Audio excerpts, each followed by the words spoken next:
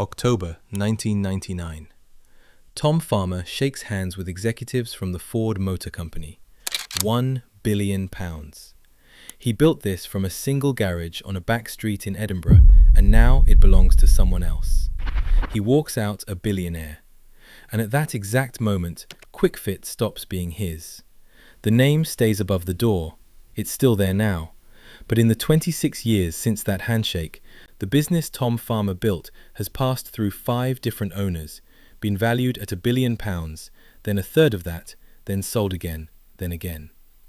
The insurance arm has been stripped out and sold to a Belgian bank.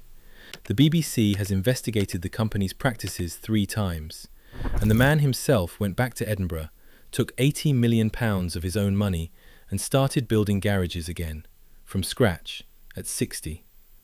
There's a question underneath all of that. Not just what happened to Kwik Fit, but when. When did the name and the thing the name stood for stop being the same? That's what this is about. Let's go back to where this begins, because the beginning explains everything. Leith, Edinburgh, 1940. Tom Farmer is born the youngest of 7 children in a crowded tenement in the Dockland district. Devout Catholic family. His father is a shipping agent. Money is not plentiful. Tom leaves school at 15. Not pushed, he decides.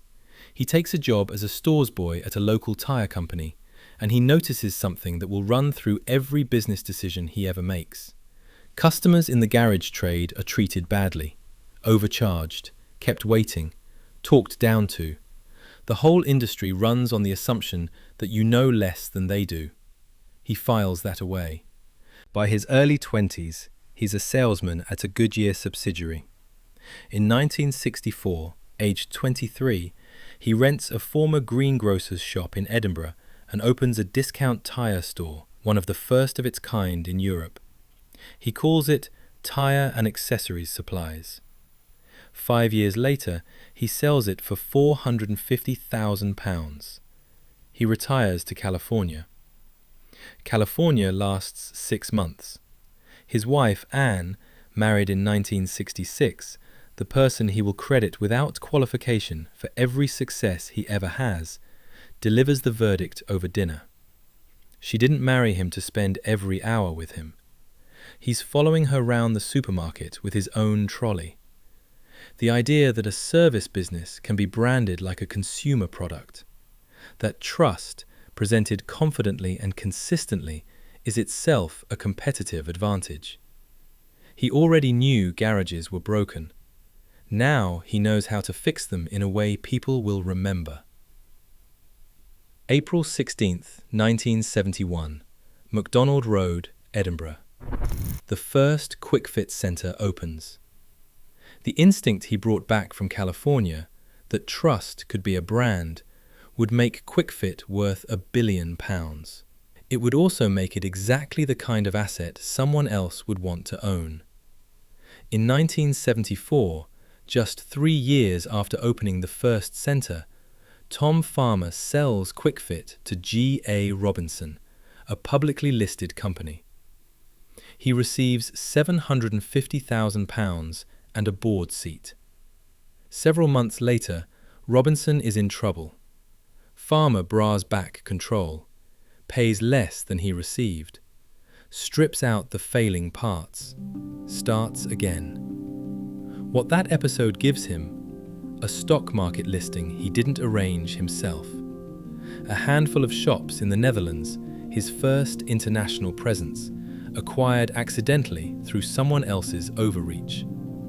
And a lesson about what happens when his company is run by people who don't understand it from the inside.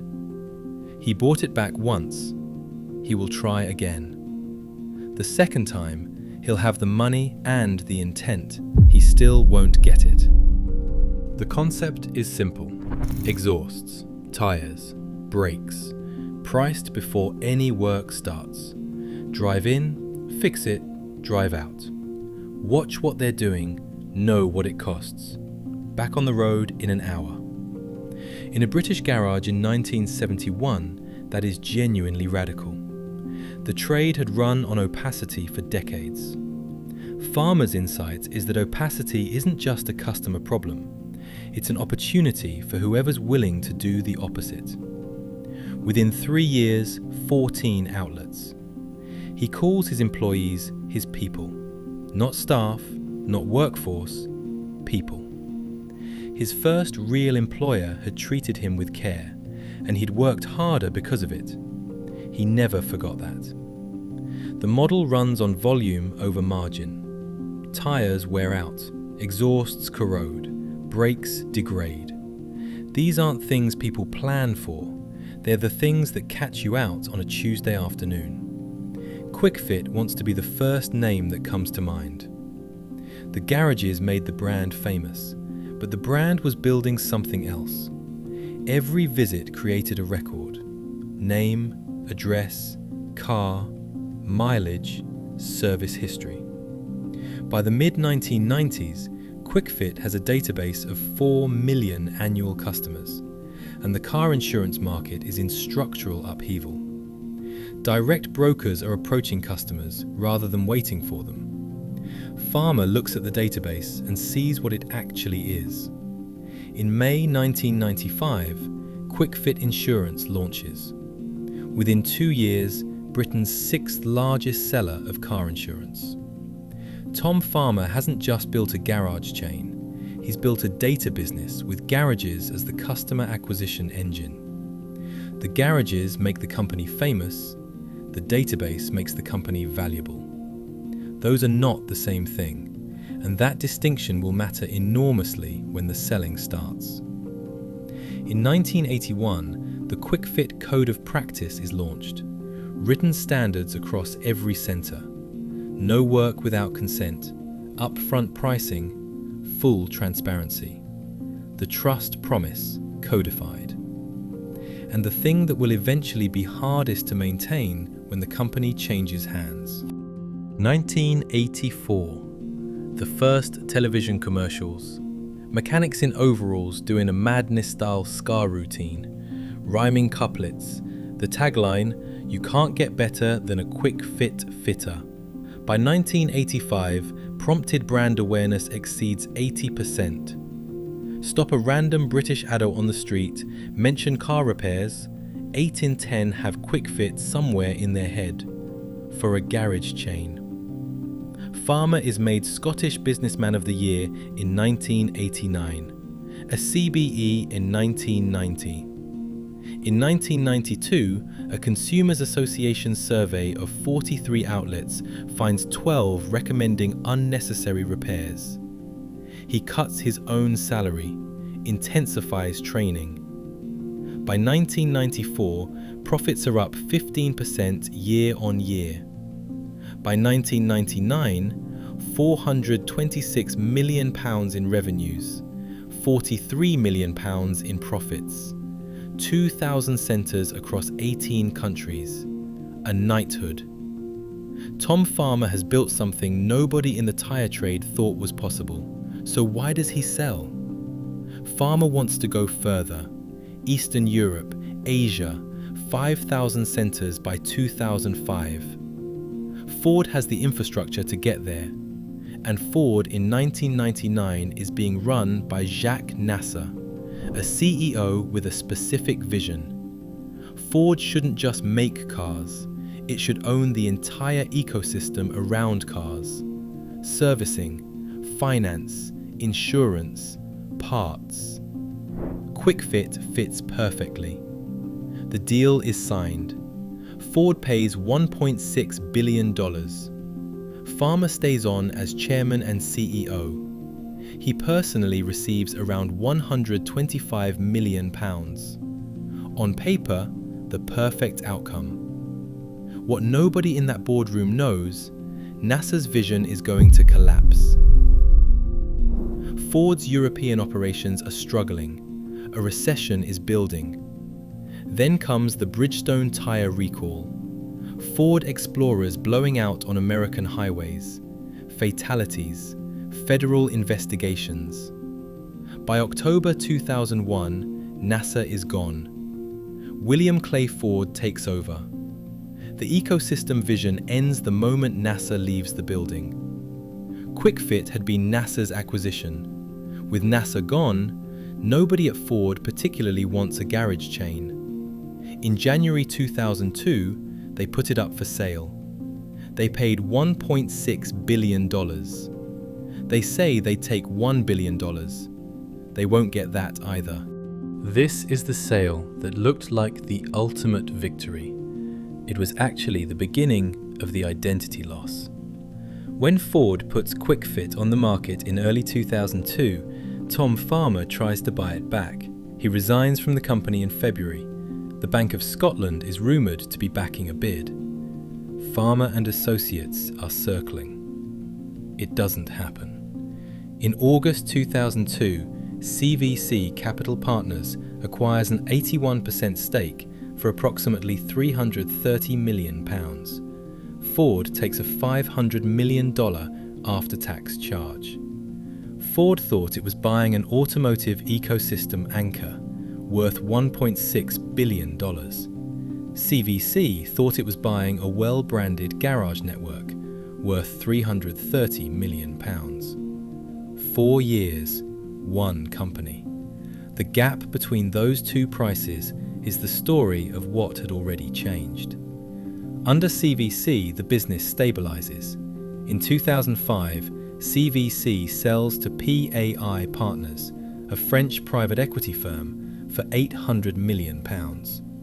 PAI thought it was buying a growth platform worth £800 million. Under PAI, the German pit stop subsidiary is sold. And then, in July 2010, the disposal that matters most and gets the least attention, Kwik Fit Financial Services, the insurance arm, the 4 million customers, the database Tom Farmer had spent 15 years building into a direct relationship with every driver in Britain, sold to Fortis Insurance UK, a Belgian bank, for £215 million, separated from the physical business, gone. What remains is a large, well-branded garage network, recognizable but stripped of the hidden engine. Simpler, and simpler businesses are easier to move around a balance sheet. In March 2011, Itochu Corporation, a Japanese trading conglomerate with interests in textiles, energy, aerospace and logistics, acquires Kwik Fit for £637 million. They merge it with their tyre wholesaling business, Stapleton's, adding 110 locations. Itochu thought it was buying a tyre retail network with a strong British brand, worth £637 million. 4 owners, 4 different definitions of what Kwik Fit was. The name above the door unchanged throughout. Tom Farmer gone since 2002. Tom Farmer built Kwik Fit on one proposition. Garages are opaque. His would not be. The 1981 Code of Practice was the written commitment: no work without consent, upfront pricing, full transparency. And underneath it ran a business model built on volume. Mechanics incentivized to identify additional work during routine visits. A high-pressure environment where finding the next repair was how you hit your monthly numbers. Under Farmer, who monitored this personally, who cut his own salary when profits dipped, who had started as a stores boy and knew what the trust gap looked like from a customer's side, that tension was held, not eliminated, held. In 1992, a survey found 28% of outlets tested had recommended unnecessary work. Farmer responded: retraining, accountability, personal pay cut.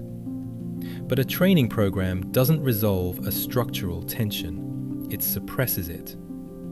By the time of the BBC watchdog investigations, at least 3 after the Ford sale, the same tension was still there. Undercover reporters were charged for nitrogen tyre inflation at 9 out of 10 centres they visited. Of those charged, only 3 had received significant nitrogen. A whistleblower told the programme, staff were adding nitrogen charges to hit commission targets.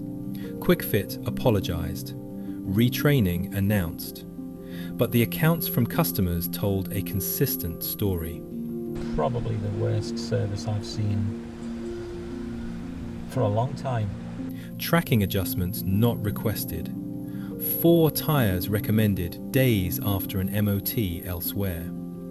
Things appearing on bills that hadn't been chosen. The people on the other side of the counter were mostly doing exactly what the incentive structure required. Miss your targets? Vulnerable. What the delay was for a simple oil change and filter change, and they said they were obliged to do a complete check, which I accepted for safety reasons. Also said that it needed front brake discs and pads, and that it also needed rear brake drums and cylinders, which they said had started leaking. The mechanic actually came out to see me, and he said that none of the work that was quoted was necessary for the brakes, either front or rear. Hit them, potentially recommending something the customer didn't need. A structural problem dressed as individual failing. The trust promise and the volume model had always pulled against each other. What changed after 1999 was the absence of the person who had spent 30 years holding them apart.